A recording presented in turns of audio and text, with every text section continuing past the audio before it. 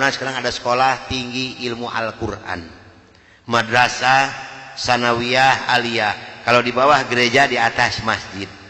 Di atas gereja, di bawah masjid di Kuningan ini Pak. Perkembangannya sudah bagus. Tinggal 45% lagi. Yang kedua di Cianjur, di Ciranjang. Kenapa ini sulit untuk disambungkan kembali Pak? Maaf. Karena kedua kabupaten ini dananya dipasok per bulan 1,6 miliar. Ini untuk dua daerah Pak. Kemarin seorang letkol dari Kodam mengatakan kepada saya, Pak Kiai betul-betul Nasrani ini jahat. Kenapa Pak? Kalau kolel saya katakan 8 miliar setiap bulan dikirimkan ke Indonesia untuk mengajukan Islam. Ini jangan salah Pak. Karena mereka punya program tersendiri. Di Islam, Ustadz siapa yang menggaji Pak? Saya dulu tahun 64, 65 demi Allah gajinya sudah 6.700.000. Itu 64, 65 Pak. Sehingga begitu saya masuk Islam, maaf 13,9 miliar demi Allah tidak saya bawa serupiah pun. Begitu saya punya tugas mengajarkan Islam, berangkatlah dari Bandung jam 12 malam dengan sebuah kendaraan Kijang. Yang pegang sendiri sebelah kanan saya adalah Dr. Cornelis. Selama hidup saya memegang agama Nasrani, saya belum pernah mendengarkan adzan subuh. Adzan duhur, asar, maghrib dan isya saya tahu. Kalau adzan subuh kuping saya belum pernah mendengarkan, karena saya belum pernah bangun sesubuh itu. Begitu nyampe di Jakarta di Kampung Prapanca, bertepatan dengan berkumandangnya adzan subuh. Kata Dr. Cornelis kepada saya, "Bro, tolong dengarkan adzan orang Islam ini kok goblok sekali, aneh-aneh." Saya buka kaca jendela itu mau bisa dengarkan ini adzan. Betul bro, orang Islam ini kok adzannya aneh-aneh. Kebetulan di Jakarta di Kampung Prapanca ini saya mengontrak sebuah rumah yang besar khusus untuk penginjil. Yang punya rumah namanya Bapak Rosid. Beliau adalah seorang sarjana agama Islam yang mengajar sekolah dasar negeri. Kata Dr. Cornelis kepada saya, "Bro, karena bro sebagai pemimpin dan ketua kami yang berhak dan berani untuk menanyakan masalah ini, tolong besok tanyakan kalau kita sudah nyampe di rumah kontrakan." Oke, besok akan saya tanyakan. Begitu saya nyampe di rumah kontrakan, kendaraan saya masukkan ke dalam garasi dan sebagian barang-barang diturunkan. Kira-kira jam 7 pagi, Pak Rosid ini keluar dari rumahnya mau mengajar. Karena kebetulan rumah yang saya kontrak dengan rumah beliau bersebelahan, hanya terhalang oleh satu jalan yang kecil. Begitu saya lihat beliau sedang menyalakan sepeda motornya, saya memberanikan diri menghampiri dan menyapa beliau. Kata saya, "Selamat pagi Pak." "Oh selamat pagi Bapak Pendeta, kapan datang dan apa kabar?" "Baik Pak, dan baru saja saya tiba." Ngobrol punya ngobrol. Akhirnya saya memberanikan diri kepada beliau menanyakan tentang ajaran agama Islam. "Pak, apakah boleh saya bertanya kepada Bapak tentang ajaran agama Islam?" Dengan senyuman yang manis, muka yang cerah, beliau memberikan jawaban kepada saya. "Silahkan Bapak Pendeta." Dengan senang hati dan kedua tangan saya terbuka, insya Allah apa yang akan Bapak Pendeta tanyakan akan saya jawab. Mari Bapak Pendeta kita ke dalam rumah. Jangan ngobrol di luar, lebih luas kita ngobrol di dalam rumah. Saya dibawa masuk ke dalam rumah beliau, sehingga beliau ini berani mengorbankan tugas negaranya, tidak jadi mengajar karena ngobrol dengan saya sampai jam 3 sore. Yang pertama sekali saya tanyakan kepada beliau adalah tentang azan. "Pak, kenapa orang Islam ini kok adanya aneh-aneh?"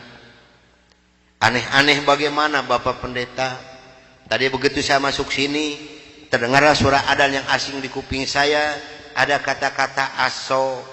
Aso apalah saya tidak tahu Pak. "Oh betul Bapak Pendeta, itu adzan subuh pakai as-sholatu khairum minan naum."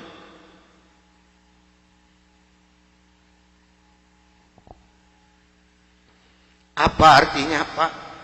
Beliau memberikan jawaban kepada saya, lebih baik sholat daripada. Bukan semakin tertarik kepada Islam, tidak, tapi saya semakin membenci. Kenapa? Karena iri di dalam hati saya. Kenapa orang Islam ini berani meninggalkan tidurnya untuk melaksanakan ibadat kepada Tuhannya dengan kata-kata yang ada di adzan ini? Maka timbullah kata-kata yang keluar dari mulut saya yang sangat dan sangat menyakitkan Bapak Rosi dan umat Islam yang lainnya. Kata saya, kalau begini orang Islam ini lebih goblok lagi, kapan molornya kalau sholat melulu? Dulu sebelum saya mengenal kepada Islam, banyak sekali yang beliau terangkan kepada saya tentang ajaran agama Islam, dan akhirnya beliau memberikan satu Al-Quran dengan terjemah produksi Departemen Agama. Kata beliau kepada saya, ini untuk Bapak Pendeta kalau memerlukan, tapi kalau tidak tolong kembalikan kepada saya. Saya terima ini Al-Quranul Karim. Kira-kira jam 3 lebih saya keluar dari rumah beliau, masuk rumah kontrakan saya. Begitu saya nyampe di rumah kontrakan, saya langsung ditegur oleh rekan-rekan saya, termasuk oleh Dr. Cornelis dan Dr. Johan. Dari mana Brur, kok dari pagi sampai sore begini baru pulang? Sedangkan jam 4 sore ini Brur harus memimpin kami untuk membawa umat Islam yang ada di kampung Prapanca ini. Maka saya katakan kepada rekan saya bahwa saya sudah menanyakan tentang azan dan saya diberikan satu Al-Quran ini. Ini ditertawakan semua oleh rekan saya. Seharusnya sore itu saya memimpin penginjilan. Entah kenapa saya ini malas sama sekali untuk melaksanakan tugas. Mungkin ini sudah jalan dari Allah Subhanahu wa Ta'ala. Maka saya punya tugas, saya serahkan kepada Dr. Cornelis dan Dr. Johan. Brur, tolong pimpin misi kita ini. Tolong pimpin penginjilan kita ini, bawa umat Islam sebanyak-banyak yang ada di kampung Prapanca ini, dan ini dananya 16 juta, tolong bagikan kepada mereka. Pakaian, beras, indomie, susu, gula pasir, dan kebutuhan hidup sehari-hari yang sudah tersedia di dalam kendaraan, silahkan bagikan, harus tepat pada sasaran. Berangkatlah rekan saya 14 ini menjajakan agama door to door dengan bermodalkan uang 16 juta, pakaian dan kebutuhan hidup sehari-hari. Saya hanya di rumah sendiri sambil melihat-lihat luarnya Al-Quran, karena saya belum hafal huruf Arab, yang saya baca hanya terjemahnya saja. Begitu saya akan membuka Al-Quran, terlebih dahulu saya berdoa dulu pada Tuhan saya yang saya yakini dulu. Bapa di dalam surga, dalam nama Tuhan Yesus Kristus, saya datang di bawah kaki-Mu Tuhan. Saya mohon petunjuk dan pertolongan daripada-Mu Tuhan. Tolong celikan mata hati saya dan bukakan mulut saya. Tolong celikan mata penglihatan saya dan bukakan alat pendengaran saya. Saya akan membaca kitabnya orang-orang kafir. Tapi semakin saya berdoa pada Tuhan saya,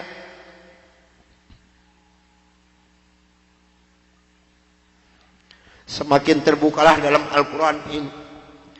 Ini suatu keanehan yang nyata di dalam kehidupan saya. Karena saya bingung membuka Al-Quran ini dari mana pertamanya. Begitu saya membuka Al-Quran langsung surat Ali Imran. Di dalam surat Ali Imran ini timbul kembali keanehan yang kedua di dalam benak saya. Kenapa dalam surat Ali Imran ini kok hanya 2 ayat yang diberi tanda merah, yang lain tidak ada? Yaitu Ali Imran 85 dan 102. Ini kalau ibu dan bapak percaya pada iman saya, selama 3 bulan kurang lebih saya tidak pernah merasakan tidur. Hanya membolak-balik membaca arti daripada 2 ayat ini saja. Disitulah taufik dan hidayah masuk pada diri saya. Bergemetarlah seluruh tubuh saya ini. Bergejolaklah di dalam dada saya ini. Bahkan dalam hati kecil saya mengatakan, hanya Islamlah yang benar. Hanya Islam yang dapat menyelamatkan umat manusia. Maka saya harus berani mengatakan kepada rekan saya, apapun yang akan terjadi, saya siap untuk menerima risikonya. Atas bimbingan dan pelajaran dari Bapak Rosid, atas petunjuk dan petuah dari Bapak Rosid, saya memberanikan diri menghampiri rekan saya 14 yang sedang mengadakan kebaktian doa. Saya katakan kepada rekan saya, bahwa mulai hari ini, jam ini, menit ini, saya akan mengundurkan diri dari penginjilan. Saya akan menyerahkan sebagai ketua misionaris pada Anda semua. Karena saya hari ini akan mencari agama yang baru, itu agama Islam. Karena hanya Islam yang benar, hanya Islam yang dapat menyelamatkan umat manusia. Agama yang kita pegang sama-sama tidak bisa menyelamatkan kita semua. Namun apa daya yang saya terima dari mereka, maaf, saya bukan mau dikasihan oleh ibu dan bapak, tidak. Yang mengasihani saya adalah Allah Subhanahu wa taala. Saya bukan seorang tentara, saya bukan seorang polisi, tapi merasakan panasnya peluru di kaki kiri saya dan di dada sebelah kanan saya ini. Besi yang lebarnya 6 cm yang dibakar merah membara, yang dipukulkan ke pipi saya tahan dengan tangan kiri saya. Demi Allah, besi panas nempelah di tangan kiri saya. Lalu saya ditengkurapkan, kepala saya diinjak oleh 3 orang. Tangan saya, kaki saya kiri kanan dipegang dan diikat oleh mereka. Lalu punggung saya dipukuli oleh Dr. Johan pakai kursi rotan. 13 tulang punggungnya patah untuk mengenal Islam. Kalau menurut logika manusia, saya ini harus sudah meninggal dunia.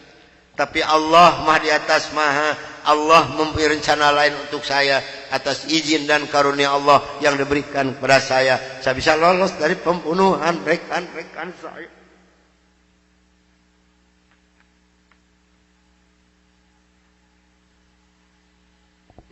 Sambil merasakan panasnya di kaki kiri saya dan di dada sebelah kanan saya. Pedihnya di tangan saya. Ngilunya di punggung saya. Saya loncat keluar dari rumah sambil berteriak mengucapkan La ilaha illallah Muhammadur Rasulullah. Padahal ini asing di mulut saya. Belum pernah ada seorang pun yang mengajarkan kalimat thayyibah di dalam mulut saya ini. Belum pernah sekalipun saya belajar kalimat thayyibah di dalam mulut saya ini.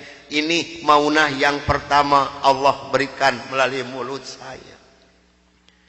Dan alhamdulillah saya mendapatkan pertolongan dari seorang cim-cim yang beragama Buddha. Saya dibawa masuk ke dalam rumah beliau. Lalu baju saya digunting jadi satu dengan kulit. Lalu yang bekas luka besi panas dari kocrotin pakai kecap oleh beliau. Kaki saya ditahan pakai kayu bekas pegangan sapu, diikat pakai benang rapia. Punggung saya diikat pakai samping. Lantas saya dibawa beliau ke rumah sakit Fatmawati. Selama 3 bulan 27 hari saya berbaring di dalam rumah sakit, merasakan hancurnya tubuh saya ini, pengen mengenal Islam. Dan alhamdulillah setelah Allah memberikan kesembuhan kepada saya, beliau pula lah yang membiayai saya. Sehingga saya kembali memohon pertolongan kepada Cim ini. Cim, tolong saya, bawa saya kemana saya harus pergi, karena saya pengen memeluk agama Islam. Dan alhamdulillah saya dibawa oleh beliau ke Cipete, ke Bapak Kiai Haji Dr. Idam Khalid, saksi yang masih hidup, yang membina kesamaan yang pertama adalah Bapak Hamjahas. Maka kata beliau kepada saya, kalau Anda pengen masuk Islam yang kafah dan istiqomah, Anda jangan dulu mengenal Al-Quran, Anda jangan dulu mengenal sholat, tapi Anda harus dulu mengenal isi daripada 2 kalimat syahadat yang barusan Anda ucapkan. Alhamdulillah selama 3 bulan kurang lebih saya dibina oleh beliau untuk mengartikan isi daripada 2 kalimat syahadat. Barulah saya marifatullah. Disinilah nikmatnya iman dan nikmatnya ibadah yang saya rasakan sampai detik ini. Lalu saya suruh pulang dulu oleh beliau, karena saya masih mempunyai keluarga, itu anak dan istri. Ternyata keluarga saya telah mendapatkan laporan dari rekan 14 dan dari Dewan Gereja Indonesia bahwa saya telah murtad masuk agama Islam. Begitu saya nyampe di rumah saya lihat dengan mata kepala saya sendiri, pakaian saya, ijazah saya, semua dibakar oleh putri-putri saya dan istri saya di hadapan mata saya. Dan alhamdulillah saya diselamatkan dari maut yang kedua oleh Allah Subhanahu wa taala.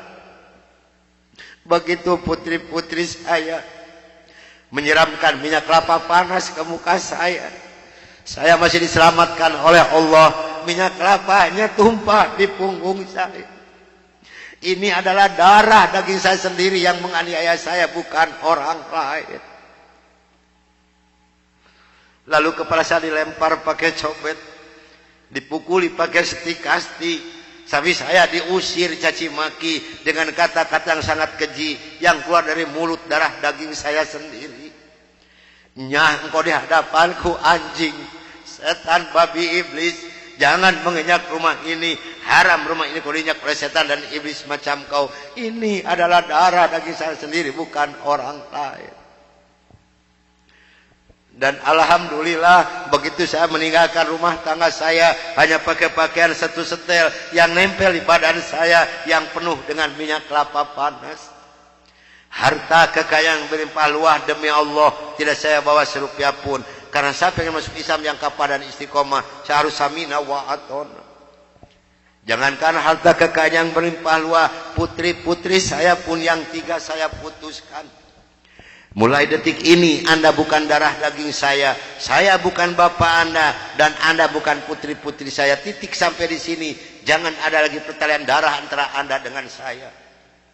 Kenapa saya putuskan kepada putri-putri saya yang 3? Karena saya takut besok atau lusa saya meninggal dunia, bagaimana tanggung jawab saya di hadapan Allah Subhanahu wa taala. Maka alhamdulillah sudah hampir 22 tahun lebih ini saya belum pernah dipertemukan dengan batang hidungnya. Namun alhamdulillah, biarpun putri-putri saya tidak yang ikut satu pun, Allah telah memberikan kebahagiaan kepada saya pada saat sekarang ini. Kebahagiaan yang Allah berikan kepada saya tidak bisa ditukar dengan sesuatu apapun yang ada di dunia ini. Sekalipun emas berlian sebesar gunung tidak mungkin bisa menukarkan kebahagiaan yang Allah berikan kepada saya. Kenapa? Karena rekan saya yang 14 yang dulu menganiaya saya, yang dulu membunuh saya, alhamdulillah sekarang sudah masuk Islam semua.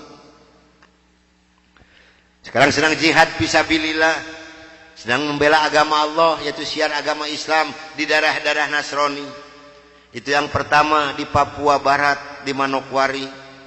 Yang kedua di NTT, Kampung Kalabai, Kabupaten Alor. Yang ketiga di Kalimantan Tengah, di Sampit. Saya mohon bantuan doa dari ibu dan bapak yang hadir malam ini, agar saya dengan rekan saya diberikan kekuatan oleh Allah Subhanahu wa taala. Kalau ibu dan bapak pengen tahu dakwah Islam daerah Nasrani, demi Allah ini tantangannya adalah nyawa. Saya pun di Manokwari sedang menanak nasi, Pak, Bu. Kalau Allah sudah mengizinkan saya harus meninggal, saya dipanah, ini kenal kemaluan saya. Allah belum menghendaki saya untuk meninggal, hanya 3 cm jaraknya di panah. Sedangkan panah di Manokwari demi Allah bukan 1,20 meter panjangnya, tapi 1,60 meter panjangnya. Ujungnya sudah pakai racun. Ini perjuangan membela agama Allah daerah Nasrani. Alhamdulillah perkembangan Islam di daerah Manokwari. Padahal Manokwari ini akan dijadikan kota Injil. Kalau Manokwari sudah jadi kota Injil, yang pertama tidak boleh ada adzan berkumandang, tidak boleh mendirikan masjid, tidak boleh ada perempuan yang berjilbab. Alhamdulillah di sana ada 297 orang yang masuk agama Islam, termasuk orang yang memanah saya. Kemarin tanggal 17 Desember saya baru selesai membuat masjid. Dari mana biayanya? Dari hasil pengajian saya. Saya mohon bantuan doa, karena kadang-kadang rekan saya di sana, Pak, maaf, 10 hari lebih tidak pernah ketemu nasi. Yang dimakan oleh rekan saya singkong direbus, yang penting terganjal perut, karena sulit mencari dana untuk dakwah di Islam ini. Dari mana makan mereka sehari-hari? Maaf, dari hasil pengajian saya. Karena mereka lepas dari gereja tidak ada santunan apapun. Siapa yang harus bertanggung jawab? Kita-kita inilah sebagai umat muslim. Di Kalimantan Tengah ada 192 orang. Di sana, Pak, demi Allah tidak ada masjid satupun. Gereja ada 9. Paling banyak isi gereja 15 orang. Kalau saya mengadakan sholat berjamaah di Kalimantan ini, pakai kompas di luar, di lapangan, di atas disiram oleh mereka. Saya hanya bisa berdoa, ya Allah berikan taufik dan hidayah bagi mereka, karena mereka tidak tahu kedatangan saya ini mau apa.